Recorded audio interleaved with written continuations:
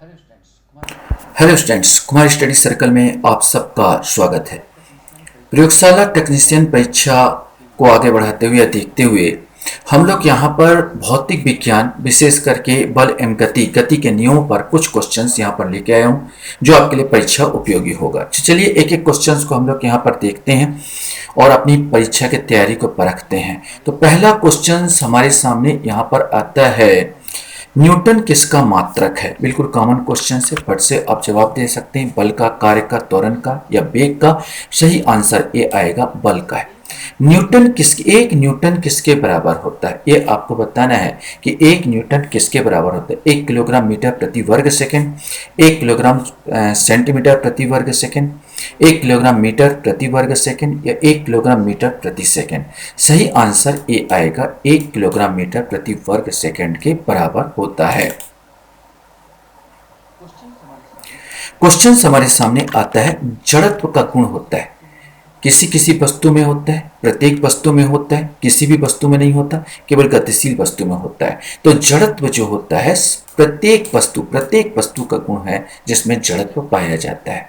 जब किसी वस्तु की गति त्वरित होती है तो उसकी चाल में हमेशा वृद्धि होती है, उसके वेग में हमेशा वृद्धि होती है, वह हमेशा पृथ्वी की ओर गिरती है, उस पर हमेशा कोई बल कार्य करता है। इसमें से आपको बताना है कि जब किसी वस्तु की गति त्वरित होती है तो आंसर डी आएगा, उस पर हमेशा कोई ना कोई बल कार्य करता है।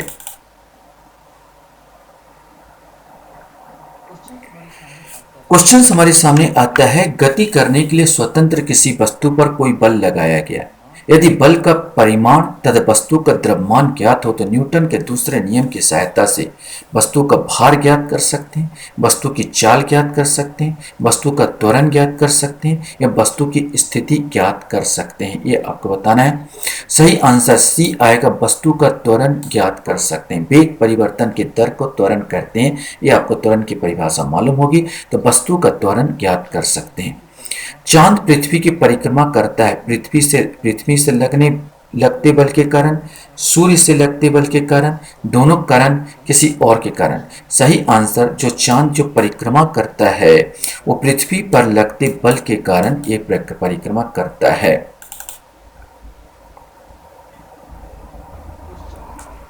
क्वेश्चंस आता है, जब किसी वस्तु पर कोई बाह्य बल लगता है तब बल की दिशा में त्वरित हो जाती है। इस प्रकार उत्पन्न त्वरण वस्तु पर लगने वाले बल के समानुपाती होती है, कि वेग के समानुपाती होती है, कि द्रव्यमान के समानुपाती होती है या जड़त्व के समानुपाती होती है।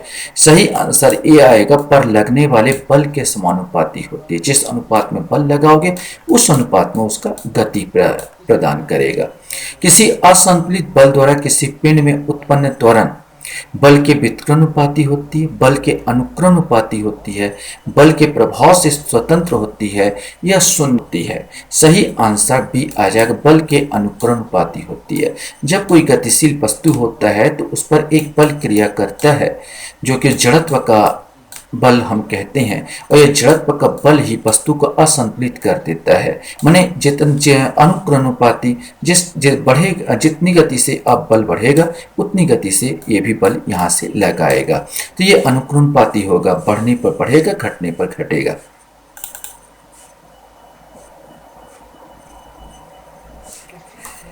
क्वेश्चंस है हमारे सामने, जब वस्तु की गति में त्वरण रहता है तब उसकी चाल हमेशा बढ़ती है, उसका वेग हमेशा बढ़ता है, यह हमेशा पृथ्वी की ओर गिरती है, इस पर हमेशा बल कार्य करता है। इसमें से आपको बताना है। सही आंसर आएगा, उसका वेग हमेशा बढ़ता है, क्योंकि त्वरण होता है, वेग परिवर्तन की दर को ही त्वरण कहते हैं। जब त्वरण की परिभाषा है गति का उसमें, तो जब भी वस्तु की गति में त्वरण रहता है उसका वेग हमेशा परिवर्तित होता जाएगा, बढ़ता जाएगा या घटता जाएगा। टेनिस गेंद के समतल की ऊंचाई चोटियों पर अधिक उछलने का क्या कारण है? क्वेश्चन है, टेनिस गेंद के समतल की अपेक्षा माने मैदान की अपेक्षा पहाड़ों पर ज्यादा उछलेगा। इसका कारण आपको बताना है। कम गुरुत्वाकर्षण, अधिक गुरुत्वाकर्षण, कम घनत्वीय वायु, कम वातावरणीय ताप। इसमें से गुरुत्वाकर्षण से इसका कोई लेना देना नहीं है। एक कम घनत्वीय वायु वहां पाया जाएगा क्योंकि नीचे वायु का घनत्व ज़्यादा होगा, ऊपर वायु का घनत्व कम होगा और टेनिस गेंद ज़्यादा उछाल मारेगी।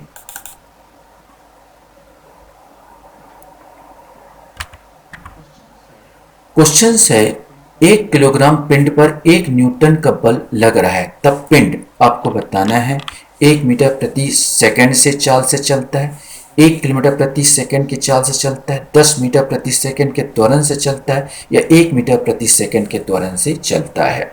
सही आंसर डी आएगा, 1 मीटर प्रति सेकंड के त्वरण से चलता है। गैलीलियो के प्रयोग से सिद्ध होता है कि, ये बताना है जड़त्व का, बल लगाने का, दोनों का, या किसी का नहीं। गैलीलियो का प्रयोग से जड़त्व का सिद्धांत या जड़त्व का नियम सिद्ध होता है।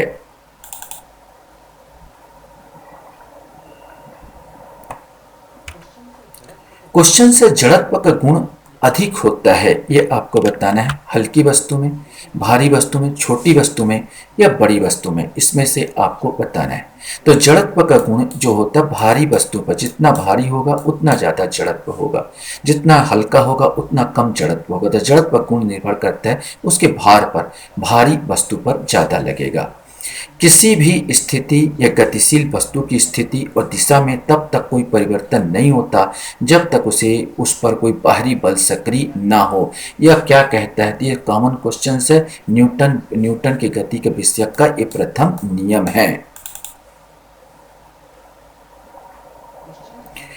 क्वेश्चन हमारे सामने है, जड़त्व का गुण होता है मात्रा के कारण, गति के कारण, त्वरण के कारण, या बल के कारण। अभी मैंने आपको बताया था ये मात्रा के कारण होगा, भारी वस्तु पर अधिक होगा, हल्की वस्तु पर कम होगा। बल परिवर्तित करता है जड़त्व, गति, त्वरण, उपरोक्त सभी, इसमें से आपको बताना है। सही आंसर, जो बल परिवर्तित जड़त्व को परिवर्तन नहीं करेगा, त्वरण को परिवर्तन नहीं करेगा, लेकिन गति को जरूर परिवर्तन करता है। बल के द्वारा ही गति उत्पन्न होती है।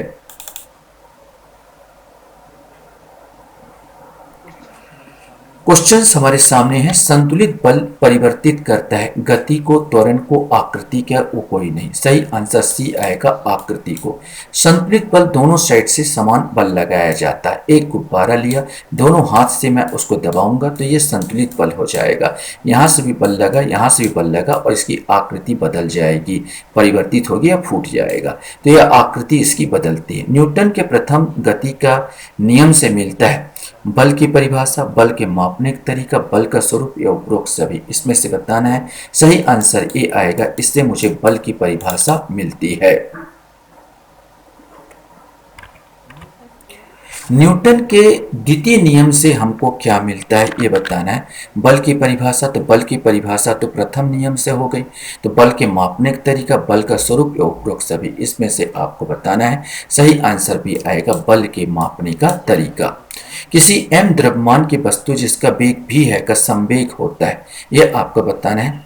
अगर संवेग का आपको परिभाषा आता, संवेग बराबर होता है द्रव्यमान इंटू वेग, या द्रव्यमान इंटू वेग। अगर आपको परिभाषा मालूम तो इसका आंसर डी आ जाएगा। संवेग बराबर m इंटू वी, द्रव्यमान इंटू वेग होता है। क्वेश्चन हमारे सामने है, किसी गतिशील पिंड का वेग आधा करने से उसका संवेग हो जाता है, ये आपको बताना। आधा, दुगना, चौगुना, या चौथाई। सही आंसर ये आएगा, किसी गतिशील पिंड का वेग आधा करने पर उसका संवेग भी क्या हो जाएगा? आधा हो जाएगा।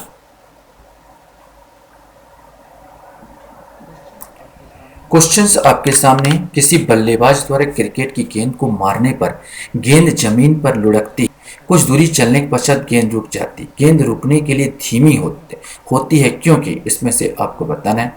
बल्लेबाज ने गेंद को पर्याप्त प्रयास से हिट नहीं किया, बेग गेंद पर लगाए गए बल के समानुपाती है, गेंद पर गति की दिशा में विपरीत बल कार्य करता है। यही आंसर आ जाएगा। जड़त्व का नियम यहाँ पर काम कर रहा है और गेंद पर गति की दिशा का विपरीत बल यहाँ पर कार्य कर रहा है।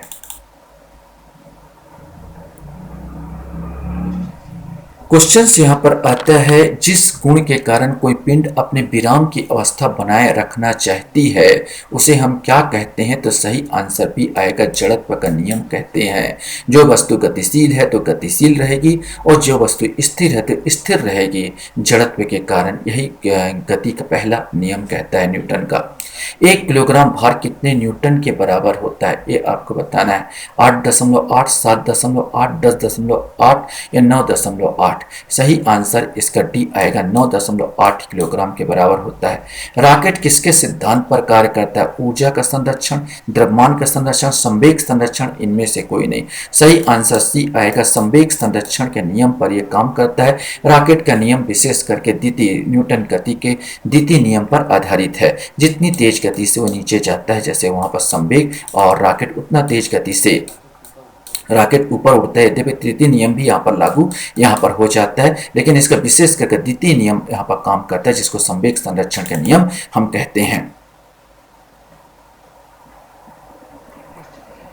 क्वेश्चन यहाँ पर आता है, किसी वस्तु का संवेग ये अपने को बताना है। केवल द्रव्यमान पर निर्भर करता, द्रव्यमान पर निर्भर नहीं करता, द्रव्यमान और वेग दोनों पर निर्भर करता है। तो आंसर तो आपको मिल गया। सूत्र के आधार पर ही होता है, संवेग बराबर द्रव्यमान और वेग, द्रव्यमान इंटू वेग होता है, द्रव्यमान और वेग दोनों पर निर्भर करेगा।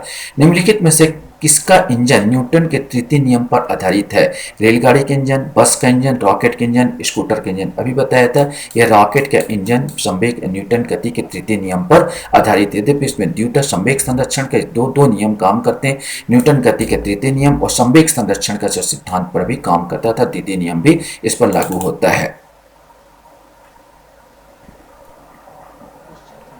क्वेश्चन हमारे सामने यहाँ पर आता है, संवेग संरक्षण का नियम लागू होते हैं टक्कर में, घोड़ा से खींचने में, स्वतंत्र रूप से गिरती वस्तु में, सभी घटनाओं में। इसमें से आपको बताना है। सही आंसर डी आएगा, इन सभी घटनाओं में ये काम करता है।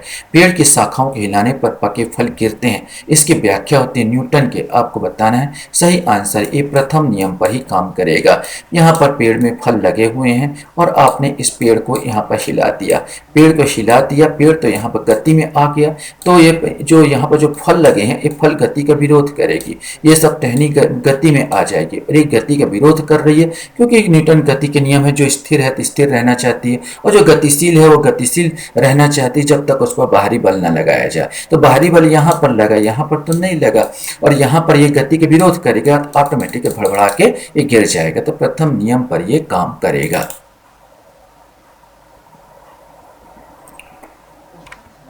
क्वेश्चन हमारे सामने यहाँ पर आता है, बंदूक की गोली दागने से संरक्षित रहता है, ये आपको बताना है। संवेग, ऊर्जा, बल या कुछ नहीं, इसमें से कोई आंसर। सही आंसर ए, उसका संवेग संरक्षित रहेगा। न्यूटन के तृतीय गति नियम से मिलता बल की परिभाषा प्रथम से मिला, बल के मापने का तरीका दूसरे से मिला, और दो वस्तुओं के बीच लगने वाला संबंध ये मेरे को तीसरे से मिलेगा। तो न्यूटन गति के तृतीय नियम से मिलता है, तो सी वाला आंसर यहाँ पर आ जाएगा, 31 का सी। क्वेश्चन हमारे सामने आता है, स्थिर कार को स्टार्ट करने पर इसे गति प्रदान करता है इंजन, घर्षण बल, हवा का दबाव, उपरोक्त में से कोई नहीं। सही आंसर भी आएगा, घर्षण बल काम करता है। मेज पर रखी किताब को नीचे गिरने से रोकता घर्षण बल, अभिलंब बल, दोनों या इनमें से कोई नहीं। सही आंसर ए आएगा, घर्षण बल, जिसे जड़त्व का बल कहते हैं, यही इसको नीचे गिरने से रोकता है। क्वेश्चन यहाँ पर है, संवेग के परिवर्तन समानुपाती होता है, बार बार बोला, समय अंतराल और गुणनफल के समानुपाती होता है। तो 34 का सी आंसर, बल एफ और समय अंतराल टी के गुणनफल के समानुपाती होगा। एक खिलाड़ी लंबी कूद लगाने से पहले दौड़ता है, आवेग बढ़ाने के लिए, जड़त्व बढ़ाने के लिए, संवेग बढ़ाने के लिए, इनमें से कोई नहीं। सही आंसर सी आएगा, वास्तव में संवेग बढ़ाने के लिए वो दौड़ता है।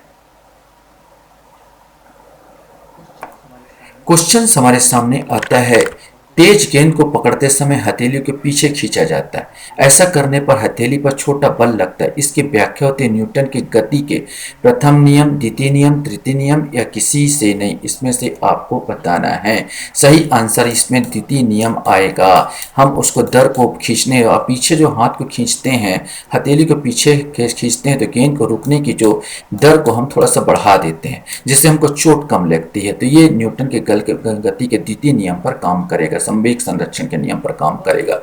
हवा भरे बैलून का मुंह खोल देने पर बैलून स्थिर रहेगा, तेजी से भागे, कुछ देरी पर धीरे धीरे गतिमान होगा, फट जाएगा। सही आंसर, वो तेजी से भागेगा, जितने तेजी से हवा बाहर निकलेगा उतने तेजी से वो भागना स्टार्ट कर देगा।